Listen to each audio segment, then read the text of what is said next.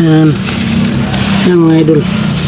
So, yung talagang nangingitlog po dyan is kuwan. Basilan. Tapos Rhode Island mga idol. Yung tawag dito.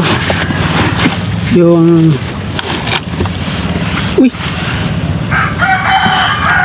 ipit. Yung organic brown egg. Ayan mga idol. Dami na. 2, 4, 6, 8, 10, 12.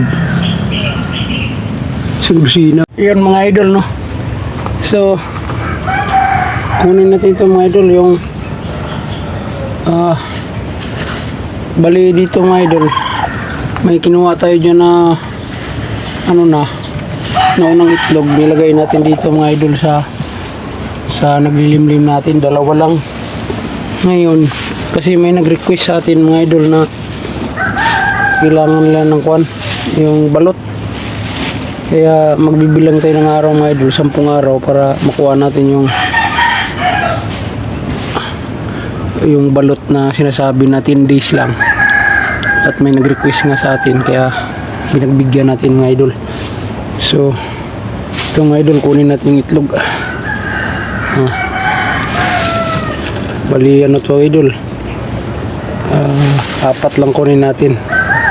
Yung dalawa ay maiiwan para itong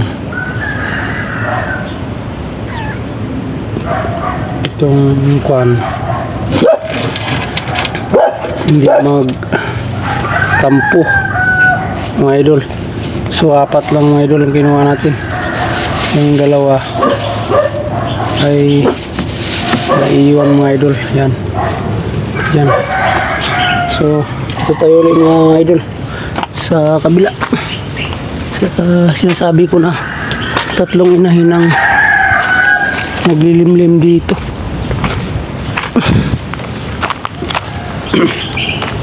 Hindi nangingitlog dito sa ibabaw ng karton mga idol. Pumatong sila sa karton kaya diyan na lang sila kasi mga sira yung itlogan natin mga idol. Tumulo, may mga tubig na laman ng mga baldi. So dito mga idol,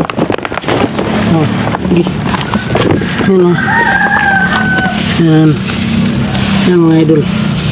So yung talagang nangingitlog po dyan is kuwan, basilan. Tapos Rhode Island mga idol. Yung tawag dito, yung